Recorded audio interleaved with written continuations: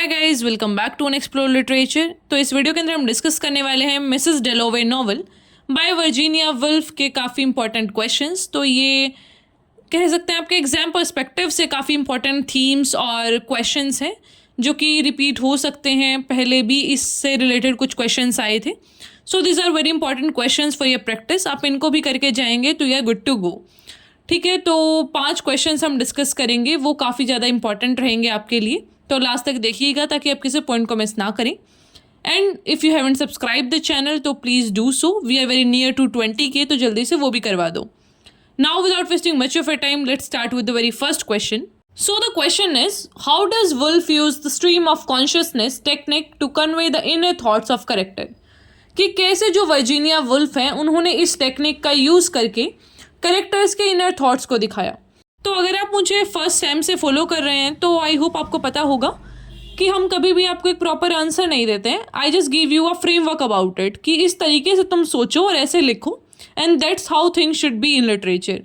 तो वही पॉइंट्स हम यहाँ पे भी डिस्कस करेंगे। तो सबसे पहला है फ्लो ऑफ थॉट्स। आपको हर एक करेक्टर के थॉट्स के बारे में बात करनी है कि कौन कैसे सोच रहा था, क्यों सोच रहा था।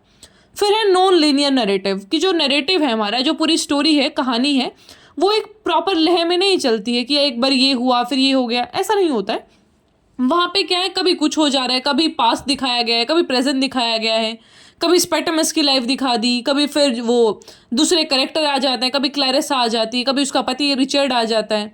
तो इस तरीके से आपको बताना है कि नॉन लीनियर था पूरा narrative.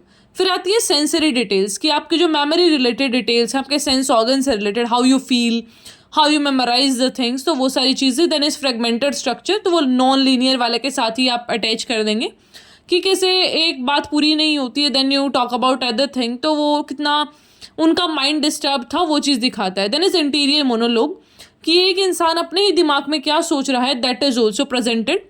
Last is symbolism and associations, कि किस तरीके से डिफरेंट सिम्बल्स का यूज़ किया गया है। जैसे कि वॉर का सिंबल है, तो एयरप्लेन, एयर स्ट्राइक्स जो आसमान में स्पेटमस को उड़ते हुए दिख रहे थे, तो वो सारी चीज़ें आप बताएंगे कि वो स्ट्रीम ऑफ कॉन्शियसनेस की जो टेक्निक है उसको यूज़ करके बताए गए हैं इनर थॉट्स। फिर नेक्स्ट क्वेश्चन है, what role does time play in the novel and how does Woolf manipulated through her narrative structure, explore the juxtaposition of past memories with present experiences. तो आपको बताना है कि क्या रोल प्ले करा है टाइम ने पूरी नॉवल के अंदर, किस तरीके से वर्जीनिया वुल्फ ने उसको मैनिपुलेट करा है नरेटिव स्ट्रक्चर में, और कैसे पास्ट और प्रेजेंट की जो मेमोरीज हैं वो एक दूसरे के ऊपर ओवरलैप हो रही है। तो ये पहले तो आपको क्वेश्चन को ब्रेक डाउन करना होता है कि भाई पूछा क्या क्या गया है, बिकॉज अगर आप ऐसे ही लिखना स्टार्ट कर देंगे तो फिर वो प्रॉपर आंसर आप नहीं भर पाएंगे। पहला द मेन मकसद is to fill the sheets, तो शीट्स ही फिल नहीं हो पाएंगे और फिर आप कुछ भी रैंडम लिख के आ जाएंगे। So just think about the structure, क्या पूछा गया है, क्या मुझे लिखना चाहिए, और क्या मेरे पॉइंटर्स रहेंगे।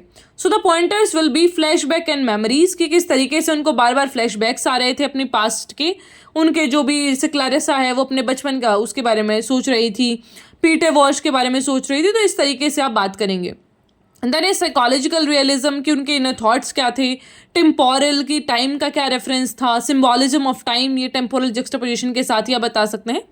एक्सप्लोरेशन ऑफ मोरालिटी, कि किस इंसान के लिए क्या मोरालिटी थी, व्हाट इज मोरालिटी, एक्चुअल में मॉरल और एथिक्स होता क्या है वो आप बताएंगे।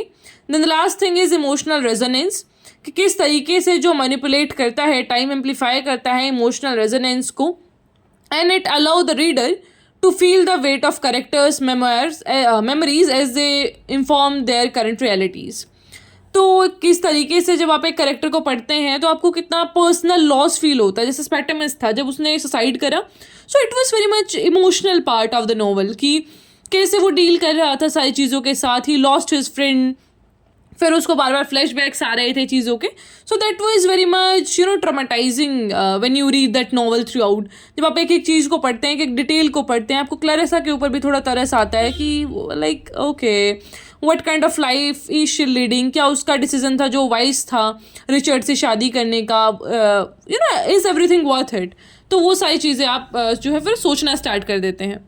Then the next question is, how does the theme of mental illness manifest in the characters of Septimus and Clarissa? तो दोनों के नाम लिखे हैं यहाँ पे, तो आप अलग अलग करके बता दीजिएगा। पहले आप बताएंगे नॉवल के बारे में, इन दोनों का क्या रोल था कहानी में, फिर इनके ट्रॉमास के बारे में आप बताएंगे कि क्या इनके मेंटल इलनेस था, कैसे वो डिस्कनेक्ट फील कर रहे थे रियलिटी से, सोसाइटल एलिनेशन कैसे था, डेस्परेशन, सुसाइड, इस तरीके से आप बताना सेप्टिमस के बारे में। Septimus then is Clarissa, Clarissa का internal turmoil, fear of aging, death, connection to Septimus, isolation in social life, moments of clarity, इन सारे पॉइंटर्स पे आप बात करेंगे। फिर the next question is in what way does Mrs Dalloway explore the theme of identity in self perception, कि identity का और सेल्फ परसेप्शन का थीम कैसे आया पूरी नॉवल में। तो सबसे इंपॉर्टेंट तो है स्ट्रीम ऑफ कॉन्शियसनेस, कैसे डिफरेंट डिफरेंट कैरेक्टर्स थे, एक तरफ क्लैरिसा, फिर उसका पति रिचर्ड, पीटर, इस तरीके से आपको सबके नाम लेने हैं।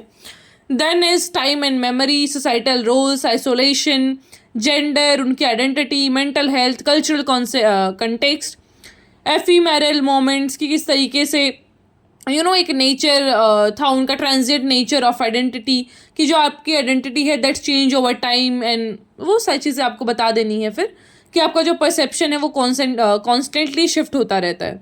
Now the last question is how does the setting of post world war London influence the characters and themes of the novel, कि किस तरीके से जो वर्ल्ड वॉर है उसने इम्पेक्ट करा था करेक्टर्स को और थीम्स है जो हमारी नॉवल के उनको। तो ट्रॉमा और लॉस के बारे में आप बताएंगे। जब भी एक वॉर होता है तो बहुत सारा ट्रॉमा आता है लोगों के अंदर, loss of life, economy, society, culture, environment, सारी चीज़ों का लॉस होता है। सोशल चेंज आप बता सकते हैं कि कैसे सारे नॉर्म्स चेंज हो गए थे, रोल चेंज हो गए थे वुमेन के लिए स्पेशली। डिसइल्यूजनमेंट की कैसे आपके ट्रेडिशनल वैल्यूज़, इंस्टीट्यूशंस है जो वो इम्पैक्ट होते हैं। इकोनॉमिक हार्डशिप्स तो होती ही हैं क्योंकि सारा जो है आपको अपना इकोनॉमी ज़ीरो से बिल्ड करना पड़ता है। फिर आता है अर्बन एलिनेशन की जो आपकी लाइफ है वो you don't feel connected to people, वो जो एलिनेशन का एक एलिमेंट है वो बताया गया है। फिर है कल्चरल शिफ्ट्स, तो ये आप लिख देंगे इस वाले आंसर के अंदर। तो मैं हर एक अपने इंपॉर्टेंट क्वेश्चन सीरीज में यही बताती हूँ कि आपको एक प्रॉपर फॉर्म आना चाहिए आंसर लिखने का। इट डजेंट मैटर कि क्वेश्चन क्या है, because you can not memorize everything. आप हर एक चीज़ को याद नहीं कर सकते, हर करेक्टर को आप नहीं रट सकते। एक प्रॉपर अगर आपको फॉर्म आ जाएगा, एक स्ट्रक्चर पता लग जाएगा कि हाँ भाई इस तरीके से अटेम्प्ट करना है, then you can do it easily. So that you have to learn. And मैंने अपनी पिछली वाली वीडियो में यही बताया था, हार्ट ऑफ डार्कनेस के जो इंपॉर्टेंट क्वेश्चन हमने करे थे, and also for that Sons and Lovers. तो वो सारी चीज़ें भी हमने ऐसे ही बताई थी, ऐसे ही डिस्कस करा था एक एक पॉइंटर को लेके। So start thinking in this point wise direction कि कैसे मैं एक क्वेश्चन के बारे में सोचूं। तो मेरे दिमाग में 3-4 पॉइंट आने चाहिए कि ओके अगर ये वाला क्वेश्चन है तो ये पॉइंट आएगा, इसमें ट्रॉमा एंड लॉस का पॉइंट आएगा, इकोनॉमिक हार्डशिप आएगी, कल्चरल शिफ्ट आएगा, तो ये आपको बताना होता है। So you have to keep this in mind. I hope आपको ये सारी चीज़ें समझ आ गई होंगी। फिर भी कोई क्वेश्चन क्वेरी जो भी है उससे आप पूछ लीजिएगा ईमेल के through, on my Instagram, Telegram, जहाँ पे भी आपको कनेक्ट होना है you can go there, you can ask me, I will surely revert back to you. उसके बाद you can also tell me कि किस टॉपिक पे आपको नेक्स्ट वीडियो चाहिए, I will provide that. Okay, so I will meet you next video. Till then take care, stay happy, stay healthy.